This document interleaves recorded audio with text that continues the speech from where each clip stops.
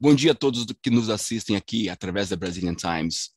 Hoje temos o prazer de ter conosco o embaixador do Brasil na Finlândia, o senhor João Luiz de Barros Pereira Pinto, e o chefe do setor cultural, Diego Rafael de Barros.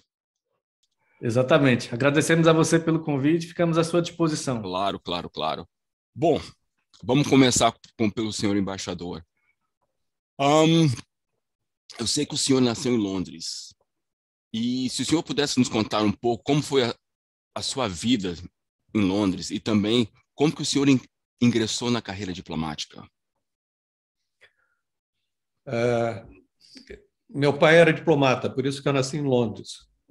Minha vida em Londres eu não tenho a menor lembrança, porque saí de lá com 1 ano. Uhum. Cresci nessa vida de nômade, indo de um país para o outro a cada 3 anos, até entrar na faculdade. Eu fazia engenharia na PUC, no Rio de Janeiro. E aí um dia eu descobri que engenharia não era meu futuro e decidi fazer o concurso do Instituto Rio Branco. E estou nisso há 41 anos. Caramba, 41 anos já nessa carreira diplomática. Uau, é muito tempo, senhor embaixador, é muito tempo. E quais os países que o senhor já serviu? Porque eu sei que, como diplomata, o senhor não começou como embaixador. O senhor começou em outros cargos até chegar como embaixador. Se também o senhor pudesse explicar para a gente como é que é como é que é essa escada e os países também que o senhor já serviu. Bom, é uma carreira hierarquizada, né? Uhum. Nós começamos como terceiro secretário e depois vamos sendo promovidos, desde que se cumpra uma série de requisitos, a segundo secretário, a primeiro secretário, conselheiro, ministro de segunda e ministro de primeira. O embaixador é um título, não é um cargo, né? Uhum. Eu, enfim, como terceiro e segundo secretário, servi em Washington. Depois, como primeiro secretário, servi no Equador, em Quito. Depois eu servi em Nova York como conselheiro e na Argentina, em Buenos Aires. E depois, já como embaixador, eu estive na Bolívia, na Guatemala e agora aqui na Finlândia. E como embaixador, ou como diplomata em geral, o trabalho não é tão fácil como todo mundo pensa que é só, tá tranquilo, conversa com ele. Tenho certeza que tem os... Não, a carreira, bom, primeiro você tem que se ajustar a cada país, né? À primeira vista, isso é fácil, mas traz uma série de problemas, desde coisas básicas, como alimentação. Em cada lugar, o boi é cortado de uma maneira diferente. Então, você tem que aprender como são os cortes locais. Outra coisa, enfim, de menor importância, mas que irrita e dá dor de cabeça o tempo todo, é a voltagem elétrica, 110, 220, e as tomadas. As tomadas é algo que enlouquece. Porque tudo diferente. É tudo diferente, né? Então, enfim, na bagagem de qualquer diplomata há uma enorme coleção de adaptadores de tomada. Fora isso, enfim, a língua muitas vezes é uma dificuldade. Por outro lado, para nós diplomatas, nós chegamos num posto e entramos numa espécie de um casulo, né? Porque você tem toda a infraestrutura da embaixada que está lá para te ajudar. Você tem intérpretes, você tem secretárias, você tem motorista, você tem gente que conhece o país ou que é do país, né? E trabalha para a embaixada. Agora, para os dependentes, os filhos têm uma certa apoio nos colégios. Hoje em dia já tem colégios, escolas internacionais em francês ou em inglês, que seguem mais ou menos um padrão enfim, as crianças acabam se encaixando mais facilmente. Eu estou falando isso porque eu passei por isso. Imagino. Né? Agora, quem mais sofre nessa história toda é o cônjuge, que é quem tem que enfrentar o dia a dia sem todo esse apoio. Né? É quem tem que ir no supermercado, descobrir o que é isso, o que é aquilo. Exatamente. Enfim, aqui os rótulos todos estão em finlandês. Então, a primeira coisa que a gente aprendeu é a quão útil é o Google Translator. Né? Enfim, e quem tem que acaba conhecendo melhor a cidade é o cônjuge, não nós, os diplomatas. Né? Entendi. Olha, o estereótipo de que diplomata vive em festas, recepções, é justamente a parte mais aborrecida do trabalho. Isso que eu já ouvi falar. Você tem que enfrentar as mesmas pessoas falando as mesmas coisas. Tá? E sempre com um sorriso no rosto, né? Exatamente. Né? Gente. Bom, não é tão fácil como o pessoal pensa. Bom, uma outra coisa que eu gostaria de conversar com vocês é sobre o Centro Cultural Brasil-Finlândia. Tem muita coisa boa que vocês estão fazendo aí. E a pergunta pode ser tanto para o senhor, embaixador, ou para o Diego também. Como que surgiu o Centro Cultural Brasil-Finlândia e quando que surgiu? Bom, o centro tem mais de 30 anos de existência. Né? Hoje em dia está abrigado no mesmo edifício que a embaixada e, enfim, foi criado, pelo que eu sei, por um embaixador que tinha vindo da área cultural do Itamaraty. Mas os detalhes eu vou passar a palavra para o Diego, já que ele é o diretor do centro e pode falar com mais segurança do que eu. Bom, como o embaixador bem mencionou, o Centro Cultural Brasil-Finlândia foi fundado por um embaixador que, antes de vir para a Finlândia, ele serviu em El Salvador, que é um país onde tem um dos centros culturais mais antigos da rede de ensino do Itamaraty no exterior. O Centro Cultural Brasil-Finlândia ela faz parte da rede de ensino do Itamaraty no exterior, que é composta por 24 centros culturais brasileiros, 5 núcleos de estudos e mais de 40 leitorados brasileiros em universidades estrangeiras. E cada uma dessas unidades, elas são vinculadas à respectiva embaixada brasileira naquele país, o país onde eles atuam.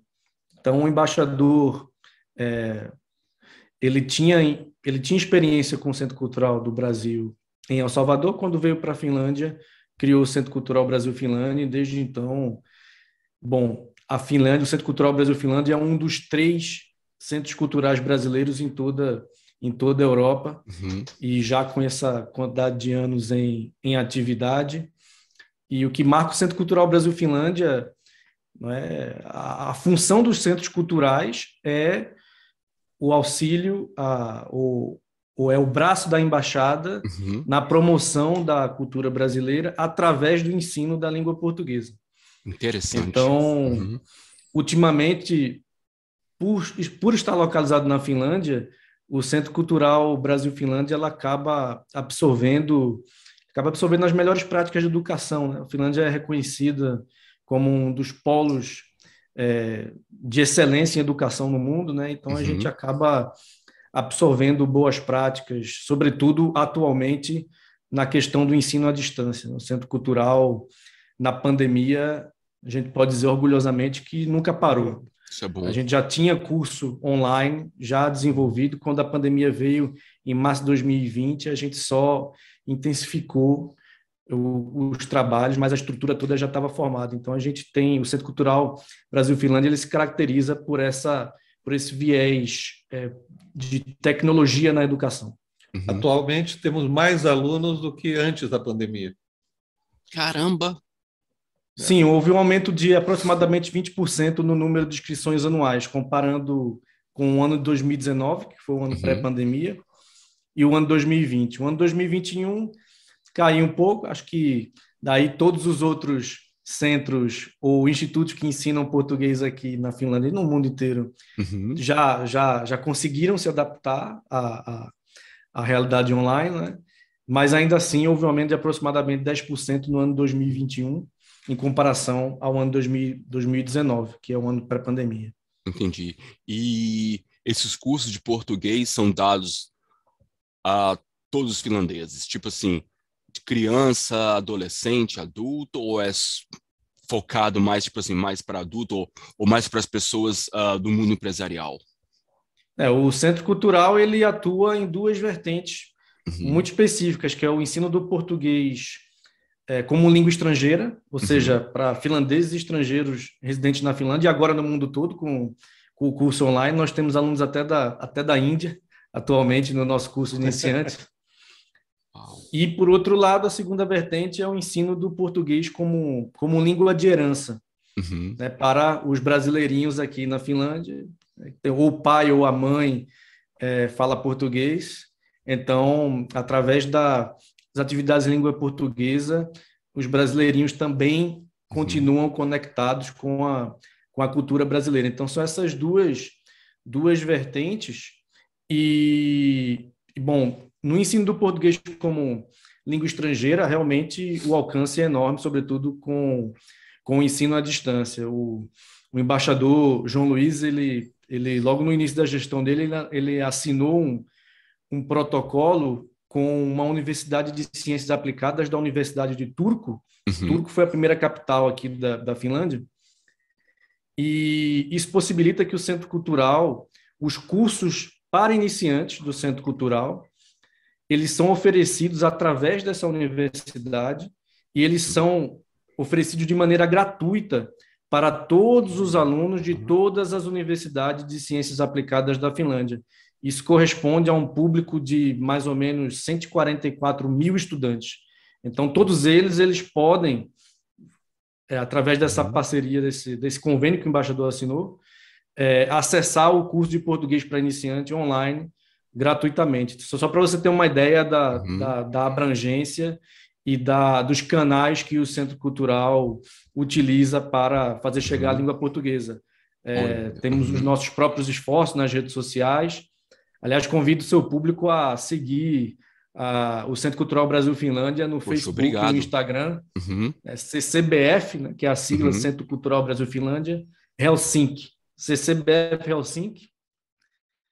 Sobre o time, porque eu sei, Diego, que você não faz isso sozinho.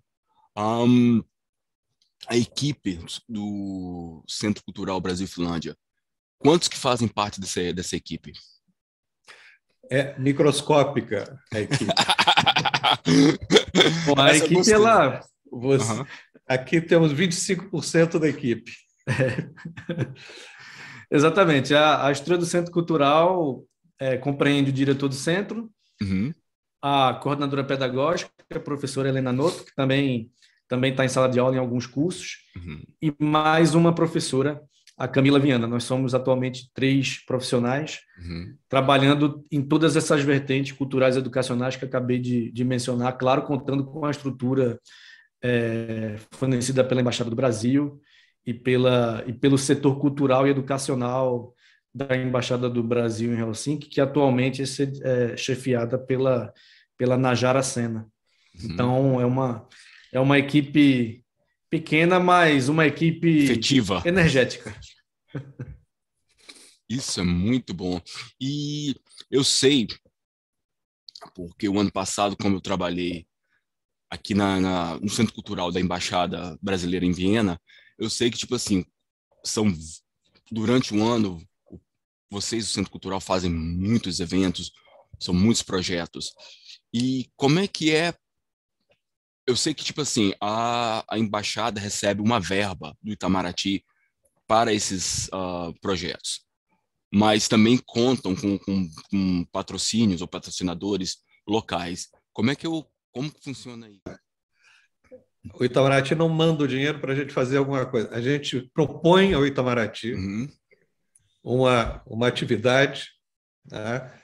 E, enfim, desde que aprovada, o Itamaraty fornece os recursos e, eventualmente, sim, para complementar os custos e a organização, a gente recorre a parceiros locais.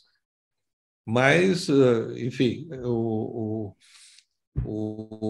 a área cultural do Itamaraty, ela não tem, enfim, muitos recursos. Então, os projetos, eles são aprovados basicamente à medida que você, no passado, foi eficaz e efetivo. Entendi. Então,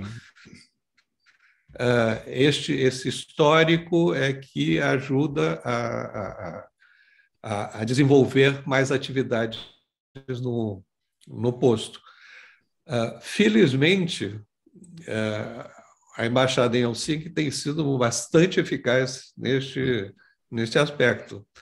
Então, como aqui a cultura finlandesa entra na gente, né, nós planejamos muito bem e não damos o passo maior do que a perna. Então, acabamos sempre fazendo o que propomos e sempre, em geral, o resultado tem superado as expectativas. Entendi. E entretanto, até para uma otimização do gasto público, a gente tenta sempre fazer parcerias com instituições locais, dependendo do evento. E normalmente essas parcerias envolvem o investimento de atividades meio para a organização cultural. Por exemplo, às vezes para fazer uma exposição precisa alugar um espaço de uma galeria, porque o Centro Cultural Brasil-Finlândia tem 2 salas de aula, não é propício para organizar uma exposição. Então, a gente vai numa galeria e daí a gente faz uma parceria com essa galeria para que a galeria ceda o espaço, e daí o dinheiro que recebemos do Departamento Educacional e Cultural, a gente investe ou a gente direciona para atividades fim da cultura, ou seja, pagamento dos artistas envolvidos, né? Então, tudo que é atividade meio para que o evento cultural aconteça, a gente tenta se valer de parcerias locais. Para as atividades fins, essa sim a gente destina a maior parte dos recursos quando a gente consegue. Entendi. Aqui na Finlândia tem relativamente poucas empresas brasileiras instaladas. Então, não é como em outros países onde pode haver um apoio mais direto. Né? Aqui, por exemplo, agora, no mês de junho, vai ter o São João Brasileiro na cidade de Tampere, que também é uma das 3 cidades mais populosas da Finlândia, né? Já mencionei 2 aqui, Turku, primeira capital, e Tampere, né? Esse é o CCBF, Centro Cultural, tenta esse esforço de chegar a toda a Finlândia, né? Não só aqui em Helsinki, né? Então, lá a gente faz parceria com o Centro Cultural, que tem um espaço, que tem um jardim bom para fazer uma música ao vivo. Então, a gente, por exemplo, paga a banda, que vai tocar lá um repertório de forró, e o Centro Cultural, ele cede espaço e não precisa alugar. Então, é um exemplo prático de parcerias como a coisa funciona com instituições, dependendo da natureza do evento. Sempre deixando a atividade fim da manifestação cultural, né, com o investimento financeiro e a atividade meio para que isso aconteça através de parcerias. Entendi. E eu sei que vocês têm bastante projetos. Um deles são o Cine Filmes Brasil, vocês têm eventos culinários também, e também tem a famosa escola de samba, que eu já ouvi falar. Bom, vamos por parte. Se um de vocês pudesse me falar sobre o Cine Brasil, os filmes brasileiros, na verdade, né? Vai falar. O Cine CCBF, ele visa promover a produção audiovisual brasileira contemporânea. Uhum. Então, o público da Finlândia ele já é basicamente versado sobre a cultura brasileira. Chega muita coisa do Brasil através das mídias tradicionais. E isso também se dá pela existência de Penedo, que foi uma colônia finlandesa no Brasil, no estado do Rio de Janeiro, Olha, que há 90 anos atrás, mais de 90 anos atrás, alguns finlandeses fundaram essa que era uma vila e foi crescendo, e hoje é chamada de a Pequena Finlândia, lá no Rio de Janeiro, no município de Itatiaia. Então, aqueles filhos dos fundadores de Penedo voltaram para a Finlândia nos anos 70, nos anos 80, e trouxeram muita coisa do Brasil.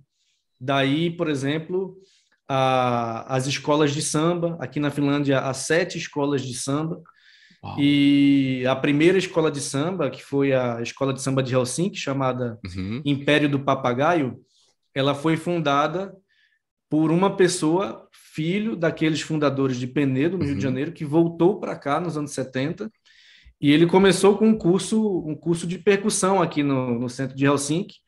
Isso foi ganhando adepto, até que virou uma escola de samba que atua.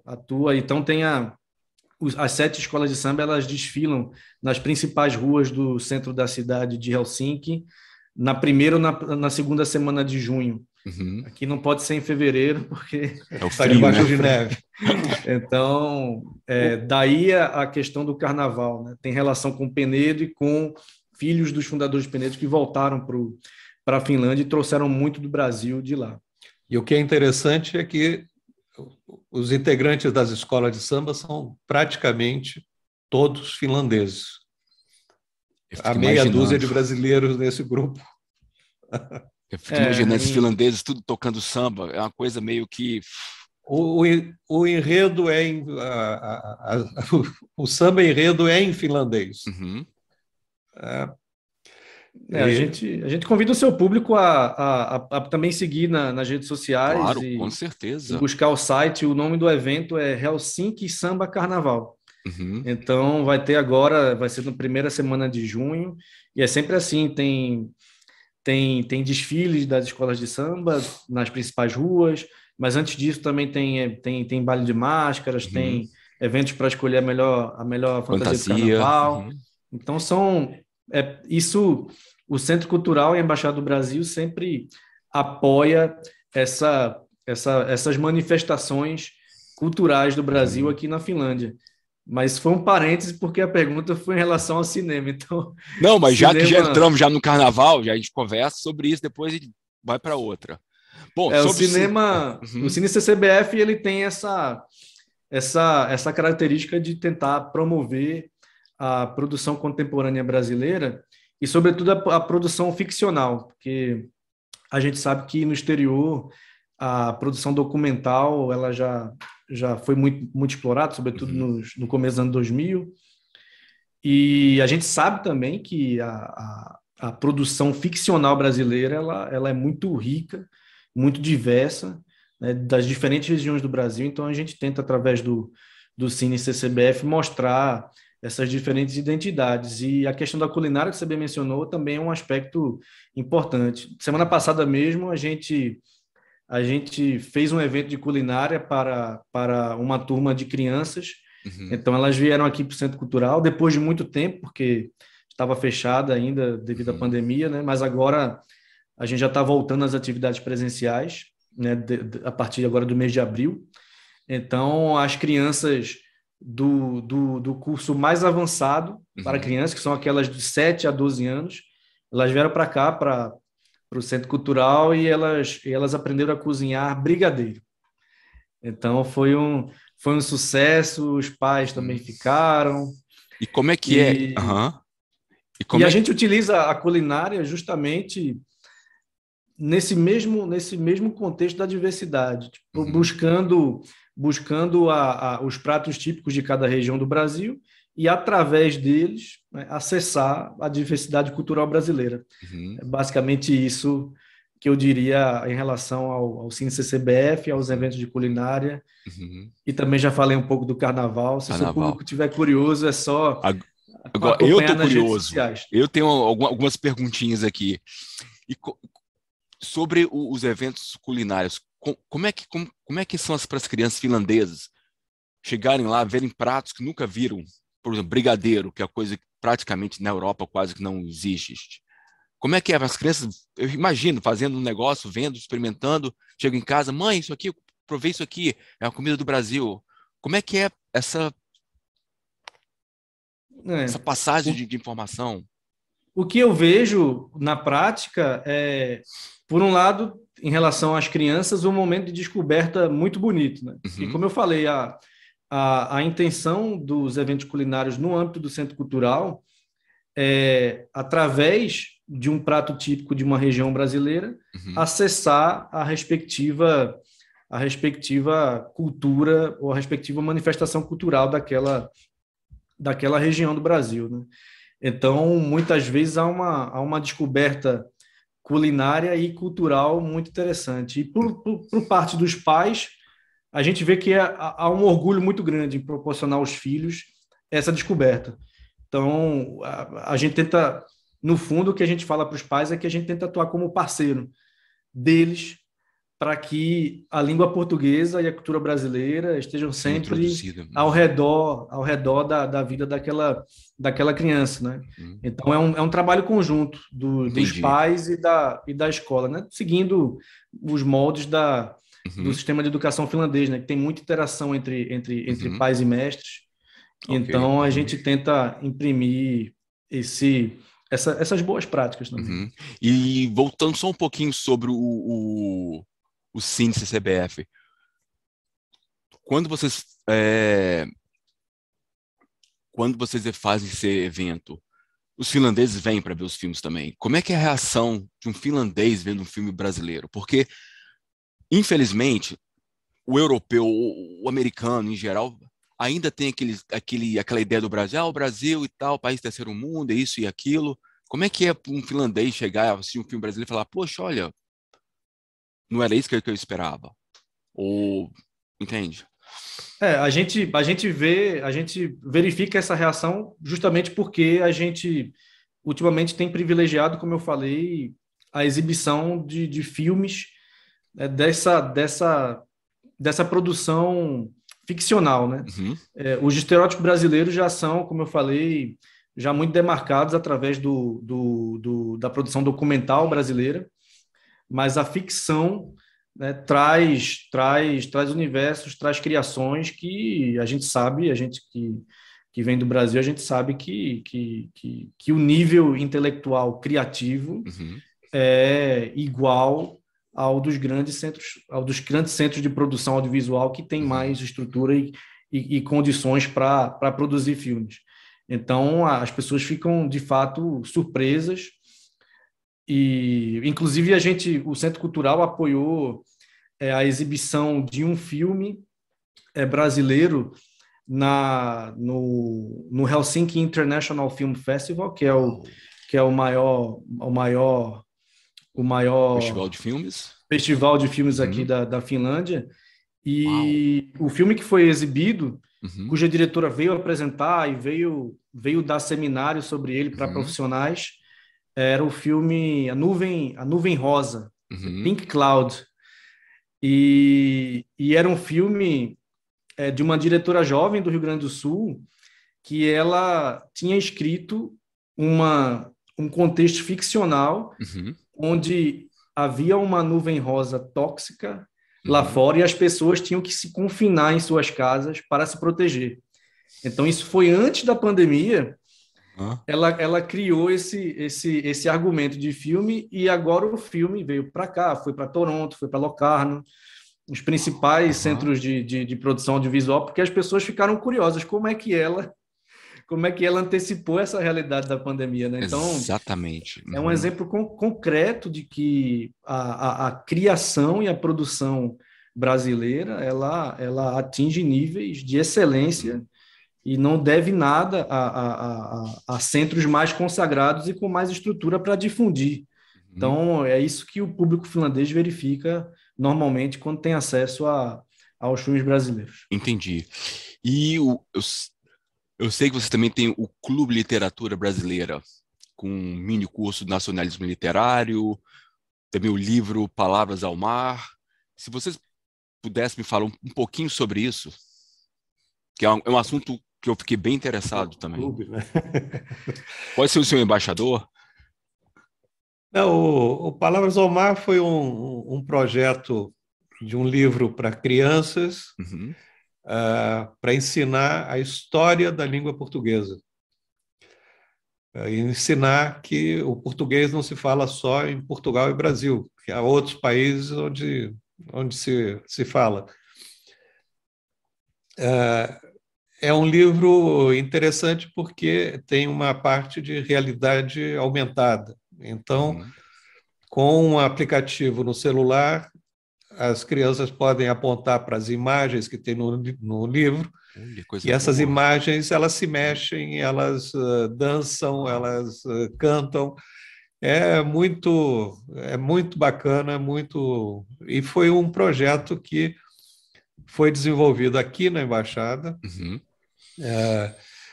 com apoio de profissionais de altíssima qualidade e uma empresa de realidade aumentada, realidade virtual, aqui na Finlândia, mas que metade do pessoal trabalha em Belo Horizonte. Olha, então a tecnologia de ponta, então.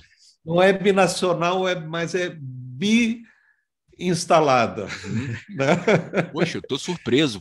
Um livro com coisa 3D usando a tecnologia para... O livro, enfim, no site do Centro Cultural, ele pode ser acessado gratuitamente. Olha, que coisa boa. Pode ser baixado, impresso, se for o caso, ou pode ser lido no próprio site.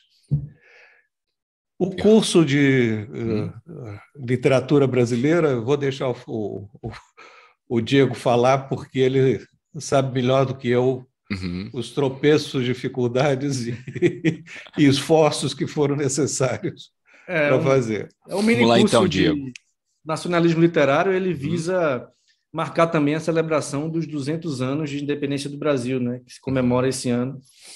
Então, o desafio proposto ao professor doutor Alexandre Pilati, da Universidade de Brasília, e equipe, era identificar onde o nacionalismo brasileiro, né, em determinadas obras da literatura, foi destacado, ou a influência de um espírito nacionalista, onde isso foi verificado em obras, em autores importantes da nossa literatura.